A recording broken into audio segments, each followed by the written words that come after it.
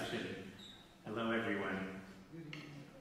I really want to thank Mark Spooner for inviting me, and of course, James Nahachewski, and everyone who made this possible, including Jamie and Tyler, who are helping making sure things run here. It's always an honor to be able to come and share ideas with people, and hopefully in the question and answer period to hear a little bit about your thinking on these things too. I also want to thank Anna-Leah for her wonderful welcoming to this sacred space. Anna-Leah talked about all the doctors in her family, and that reminded me of when my daughter was 11 years old, and we were standing around with some friends, and my daughter Nicole said, you know, I want to be a doctor.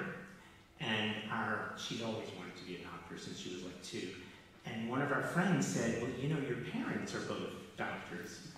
And she said, no, I want to be the kind of doctor that helps people.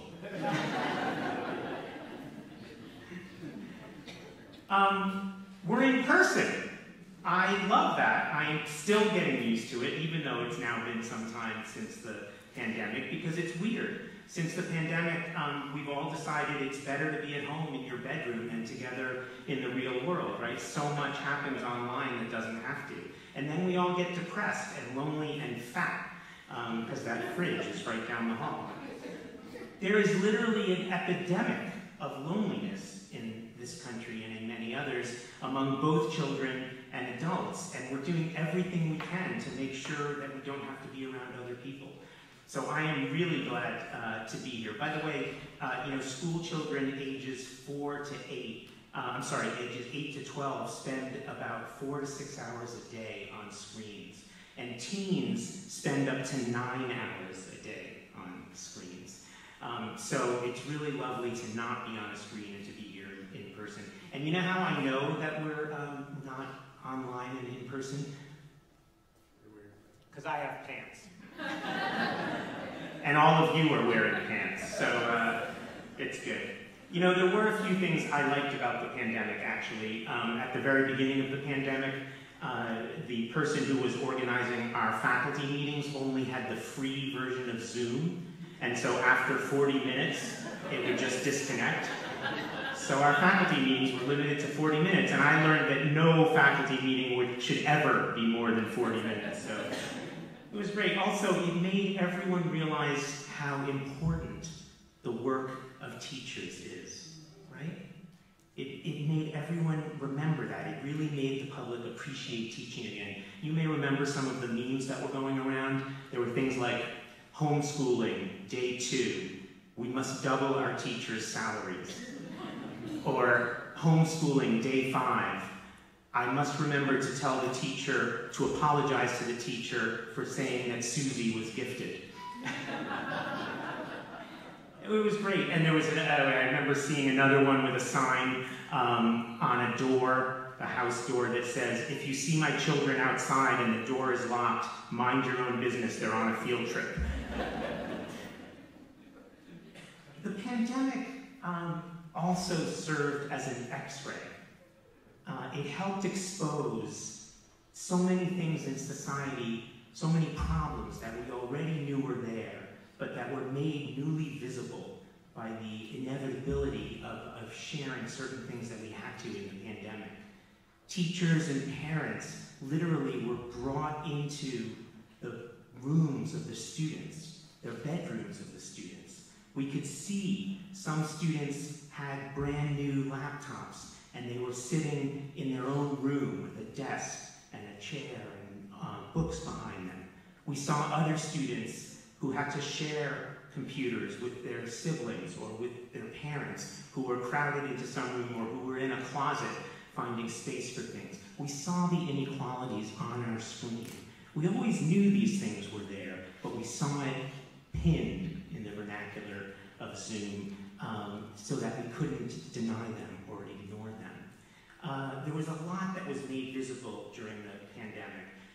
We also knew that there was a problem with emphasizing coverage instead of content, right? Nobody could keep up with so much less schooling than they had before. If there were 2 words that I could have banned from the English language during the pandemic, they would be learning loss, because they stated the obvious, right? I mean, people are falling behind, but falling behind who? The entire world had stopped.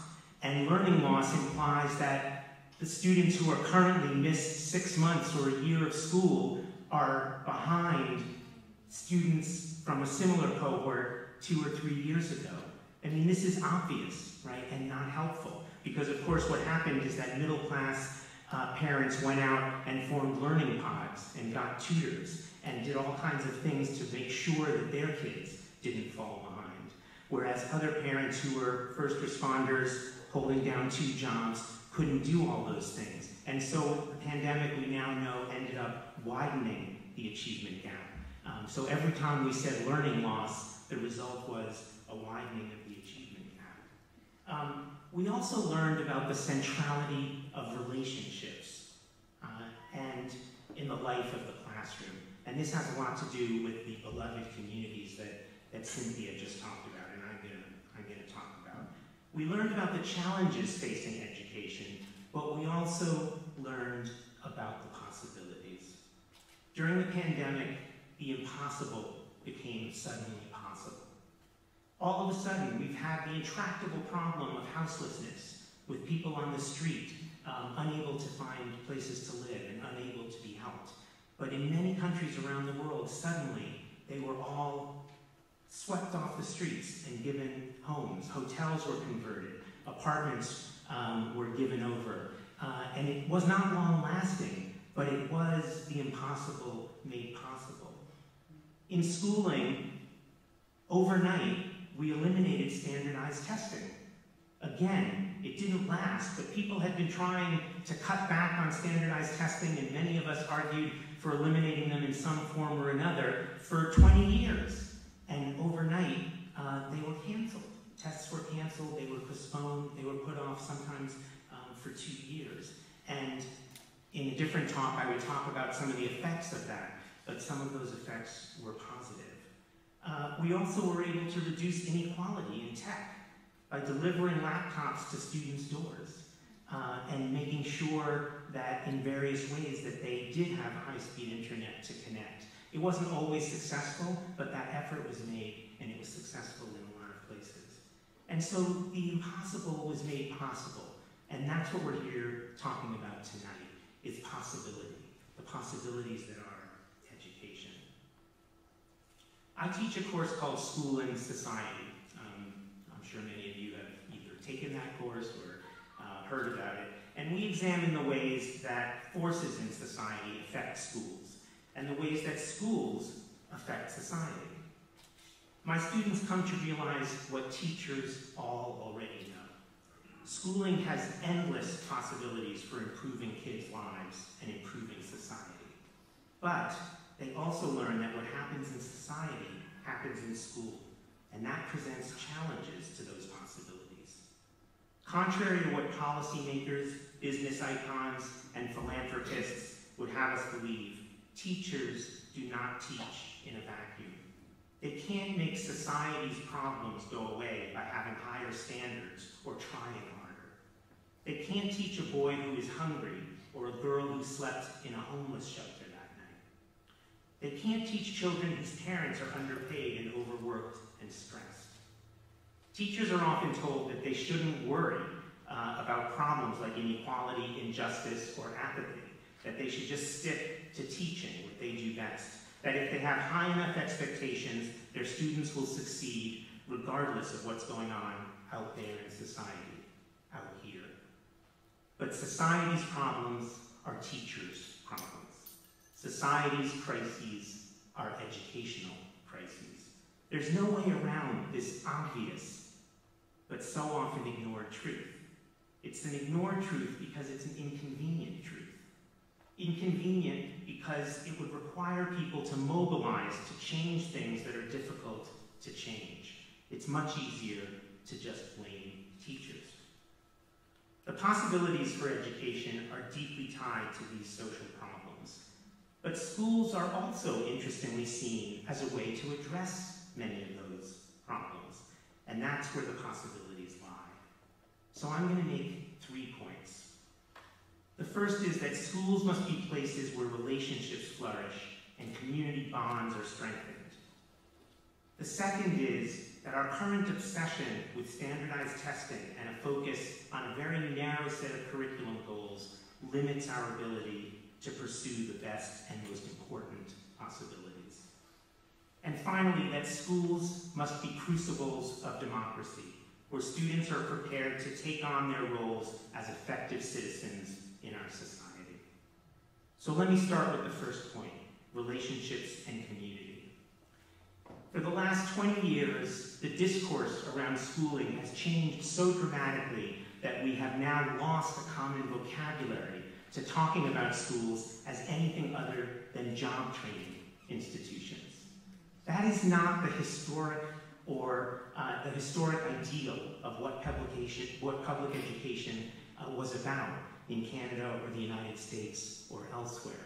Public education was founded on the idea that in order for a democratic society to flourish, we needed people to be educated. It goes back to that Thomas Jefferson quote, if the people are not well educated enough to govern their own affairs, then the solution is not to take that power of governance away from them, I'm paraphrasing here, but to educate them. Schools, and I'll talk more about the democratic purposes of schooling in a few minutes, but schools used to be, and still are, of course, and still should be, about fostering connections between people from different backgrounds, building community, building relationships in the schoolhouse, in the classrooms, and in the schools. We want to increase students' sense of belonging and engagement. Schools should build community to increase that sense of engagement and connections to one another, in this time, especially in this time of extreme polarization. We want kids to learn social skills, especially this post-pandemic generation where those skills are now so often lacking. And we need to give teachers the time and space to build those connections. That might mean fewer curriculum expectations, more flexible schedules, and smaller class sizes. We need to get back to a language of education that is more than job training. I had a pamphlet that crossed my desk. It was like a booklet, and it said, the title was something like, Job Training Skills for Kindergartners. I mean, as if, first of all, we could tell what jobs were going to be like in 20 years when they're, 15 or 20 years when they're looking for jobs, but also the grave injustice that does to the imagination and possibilities for education. Job training skills for kindergartners.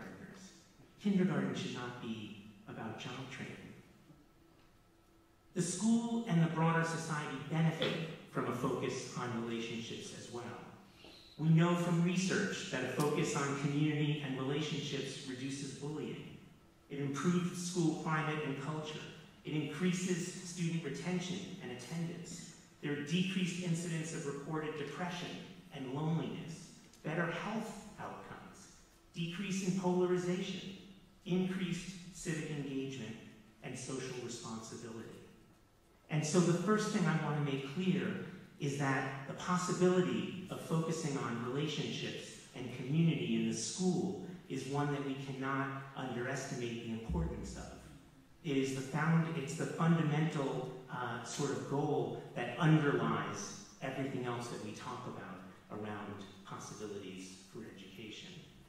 But remember I said that I was going to mention also our obsession with standardized testing and a narrowing curriculum. Again, the last decades of school reform have seen the curriculum narrow to an emphasis almost exclusively on math and literacy, because those are the subjects that are tested. And that focus on math and literacy has taken steam and efforts and all kinds of resources away from other things that schools used to do, including even the other subject areas. So whole subject areas are now, months before standardized tests, hijacked in the service of preparing kids to raise their test scores on these standardized tests. The arts, maybe if there's time between standardized test prep. Recess were shortened. Drama, eliminated in many schools. Music, and on it goes. We've become obsessed with these test scores, probably because it's something that we can measure. And so as human beings, we love these numbers attached to things like anything that we can measure. So we're pretty good at measuring 2 + 2 = 4, whether students can get that answer right. We're not bad at seeing whether students can decode the words of a sentence and read in that way. We're not as good at finding out whether students have developed a sense of creativity or passion or belonging, whether they know how to live in healthy relationships or lead happy lives, whether they feel that they can contribute something to our society and have a sense of engagement. Those are things that we're not so good at measuring, but we all love numbers, right? When the newspapers publish rankings of schools, if one school gets a 9.2 and the other school gets an 8.7, oh great. As a parent, I don't even have to visit these schools now to figure out which one to send my kid to. I'll go to the 9.2 school. Now, it's not that those numbers measure nothing. They measure something, but it's a little slice of what goes on in schools, right? It's just a narrow band. Even within those subject areas, math and literacy, I've never seen a math teacher who says, oh yeah, you know, those tests measure every single thing I do in my classroom. They measure everything I care about as a teacher. English teachers don't say that, so they measure a part of what's important in schooling. Let me get something out of the way right away. If you can raise your hand if you are a member of the Parents and Educators Against Kids Knowing How to Read. Yeah, there is no such group, right? There's no such group as Parents and Educators Against Kids Knowing How to Add Numbers. I say this because there's arguments leveled at progressive educators, oh my God, that Westheimer, all he cares about is kumbaya and whether the kids can be happy together. He doesn't care whether they learn anything. Right? There is nobody, there are no teachers and no parents who don't care whether kids can learn how to read or whether they can add numbers. But many educators feel like that's not enough. It's not enough to know how to read. It's important for kids to learn how to know what's worth reading. It's not enough to know how to add numbers or get the correct change at a supermarket. It's important also to know what those numbers add up to, how they link to your life outside of school. And so it's important when we talk about the possibilities that are education to talk about the full spectrum of what is supposed to be learned in schools and what is supposed to be emphasized. Remember I said we get these numbers and so we start to care about those subject areas. It's because, well, you could say, if we can't measure the things we care about, we start to care about the things that we can measure. And so our focus gets narrowed. And you know, if you think about a little metaphor here, if you think about walking at night, let's say through the woods with a flashlight, if you don't have the flashlight on, you can sort of make out a little bit of what's going on around you. Maybe things are in the shadows, but you can see this tree, that rock, maybe that deer. As soon as you turn the light on and focus on something really narrow, you lose your sense of everything outside of that light, right? Everything becomes dark.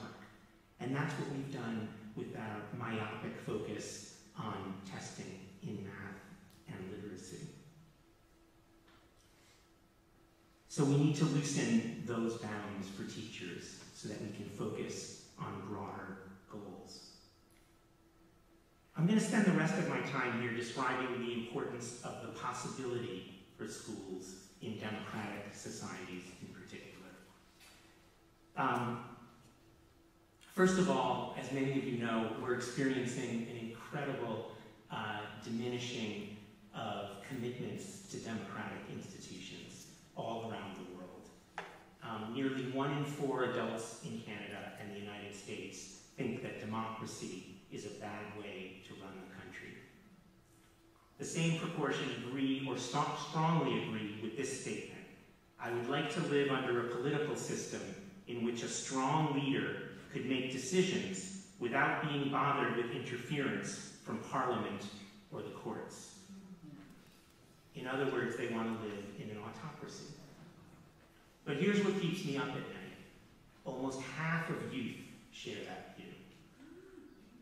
Now, we don't know exactly why youth are answering these questions in the way they are. The percentage of people and youth who say that they would like to live in a country governed with army rule has gone up. It's not anything like these numbers. We're not sure exactly why people are answering this way, but one possibility is that for the time that they've been in the conscious world, democracy has not been serving them very well. We see the impossible gridlock that is the United States Congress. We see both Parliament here in Canada and Congress in the United States not delivering on things that young people care about: climate change, education, funding for education, and so on. And so democracy has lost a bit of its luster. And of course, young people who are alive today came of age during this time. It's horrifying to think that there are young people who have only known a world with Donald Trump in it, but that's where we are. And of course, it's not limited to Canada or the United States. Hungary and Poland have the steepest declines in their democracy scores ever recorded by Freedom House. There's Viktor Orban in Hungary, there was Bolsonaro in Brazil, at least he was thrown out. There was Berlusconi in Italy, Geert Wilders in Greece, the Alternative for Germany party in Germany, Marine Le Pen in France. I could go on all night here, and this is really troubling because we're seeing this phenomenon all around the world. It's not a Trump phenomenon. Trump is a symptom, but it's something that's happening around the world, this failing of commitments to democratic institutions. Democracy, it seems, is not self-blinding. Now, what does that have to do with schools? Well, let me do a little thought experiment with you, if that's okay. If you can imagine for a minute that you were whisked out of this room and you went up into the air and you went through the air, through the roof of this building, through the air, through the atmosphere, through the stratosphere, and into space. And while you were in space, the Earth is turning below you, and it looks beautiful. And remember, this is a thought experiment, so you can breathe up there, you're not too cold.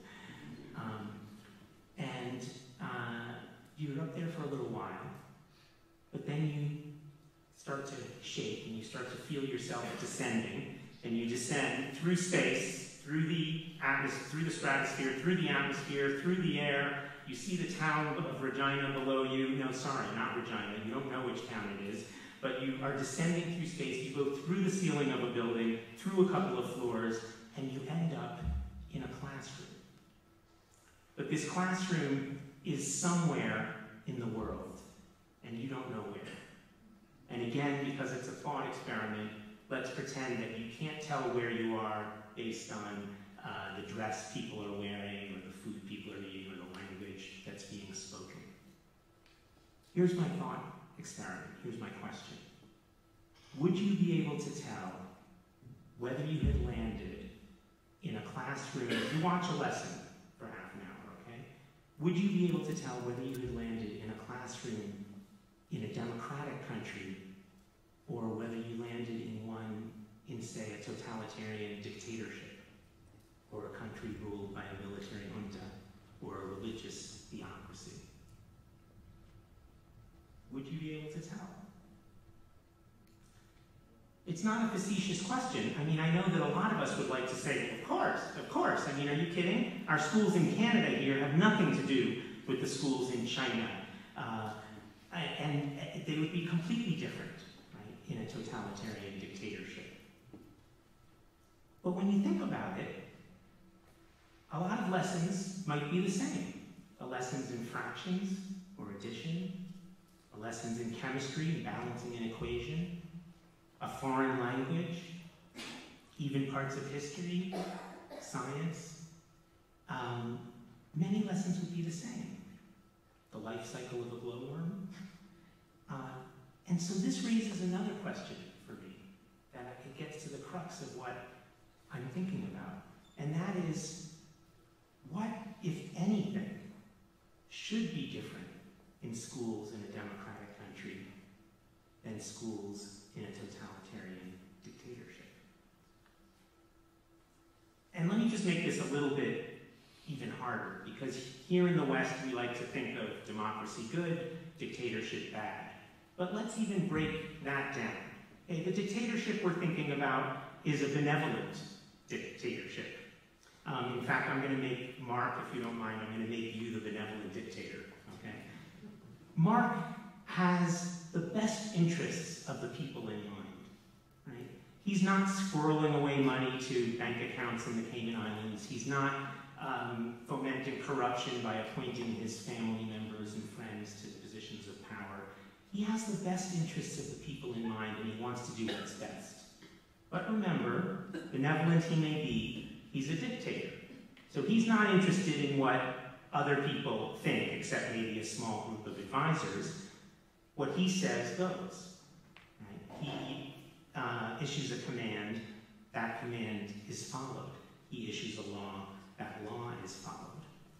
So in dictatorships, what are the requirements of citizens? Well, they're to be obedient, they're to not question, they're to still be nice to one another, do things that are good for their neighbors, and be good people, but they're not supposed to take part in making decisions about the best ways to live and thinking about policy, right? Because that's Mark's job. That's the job of the leaders of the country. Democracies require something different from their citizens. Democracies require that we are all engaged in the business of deciding how we should live.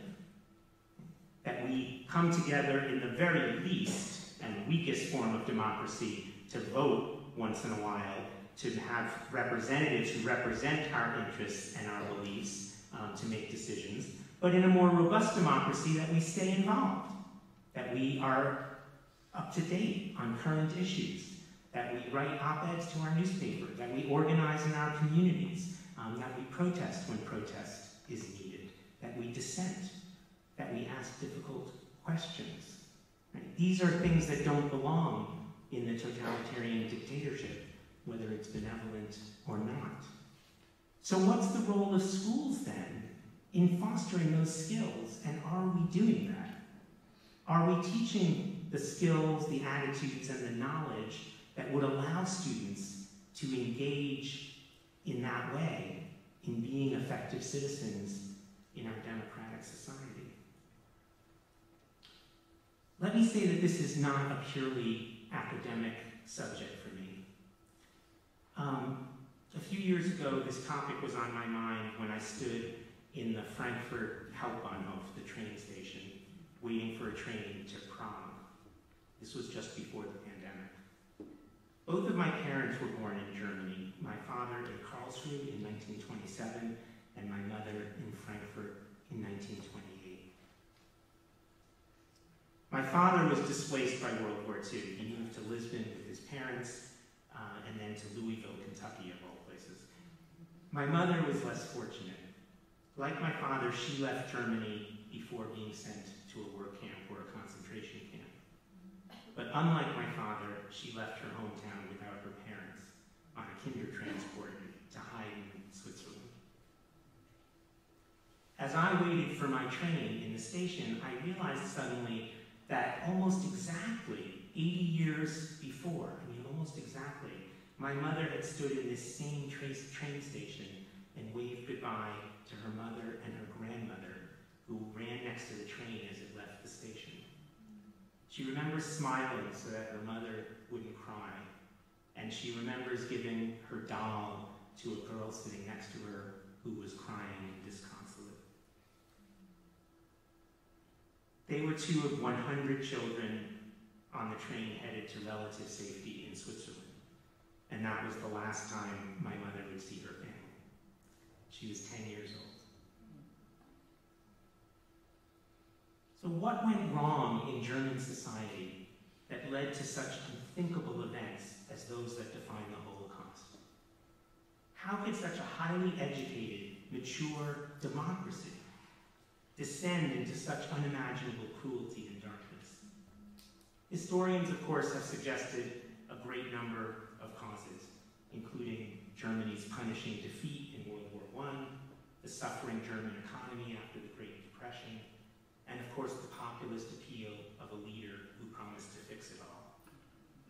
But as an educator, I can't help but wonder what German schools might have done differently before Adolf Hitler's rise to power.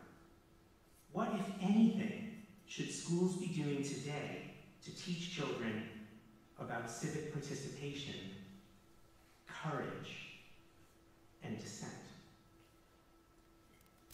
Now, I'm not implying that another Holocaust is imminent. I'm using this example both because it has personal resonance given my family history, and also because extreme examples have a way of making concerning trends visible.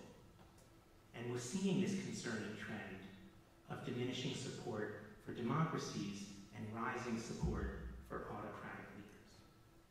Almost 90 years after Germany's democracy was replaced by a totalitarian Nazi regime, popular support for democratic governance is the lowest it's been in decades. So what do we need to do? What are the real possibilities for education? I think that we need to engage students in meaningful projects where they engage with one another across difference, where their academic learning is connected to social meaning, where relationship, caring, community, and well-being are front and center. In other words, schools should be places where students learn not just to comply, but to resist, not just to memorize, but to mobilize, and not just to succeed, but to transform the world. We need to teach students to ask difficult questions about the world around them. We need to teach students to be able to traffic in multiple perspectives. You know, we are in a culture now that treats politics as a four-letter word. Politics have become so ugly that when I say you're just being political, it's like I'm insulting you. You're a mudslinging candidate running for political office and you don't care about anything but your own advancement and power. But politics has a much more noble history. Bernard Crick wrote a classic book in defense of politics, where he said that politics are the way people in a democratic society come together to work out their differences and move forward towards social policy. That's a more noble definition of politics. We need to teach kids that version of politics. Politics aren't something to be kept out of schools, they're something to be brought in. And this isn't just in the social studies, but across the subject areas. The subject areas should be in the service of social meaning, as John Dewey often wrote and said. The whole school enterprise should be oriented around the idea of democratic community. And that is a great possibility for education. So let me close with some final thoughts about education's possibilities. And then I'm looking forward to our discussion. Education is not just about preparing students for a job market. It's about asking the fundamental questions. What kind of society do we want to live in? What kind of people do we want our children to become? And how can our schools be places where the seeds of democracy, equity, and justice are not only planted, but tended and flourish? Schools should be places where children and youth find meaning, community, and purpose, where they learn that their thoughts and actions matter, where they recognize that they are needed. Because public schools are not just schools for the public, but places where we learn what it means to be a public. They're a civic community made up of individuals with both shared and diverse identities. The possibilities of education are boundless, but they're not guaranteed. We live in a time when the purpose of education is increasingly being narrowed to metrics, test scores, and so-called outcomes that can be neatly plotted on a graph. But education has never been neat. It has always been messy, complex, and wonderfully and beautifully human. And it's precisely in that messiness that its possibilities lie. The possibilities of education are realized when we see our schools as sites of possibility, not simply preparation for a future life. When we treat our students as thinkers, not test takers. When we believe that education is not just about making a living, but also about making a difference. But to get there, we must resist the forces that seek to commodify learning. We must resist the voices that tell us that only what can be measured matters, that curiosity, imagination, and creativity are expendable luxuries. Education should be about teaching young people not only to read and to write, but to care and to question, to challenge and to change. It should enable each and every child to become the best version of themselves. So what's our job? That's really what this question of possibility is all about. We need to be inspired to ask not just what is now, but also what could be.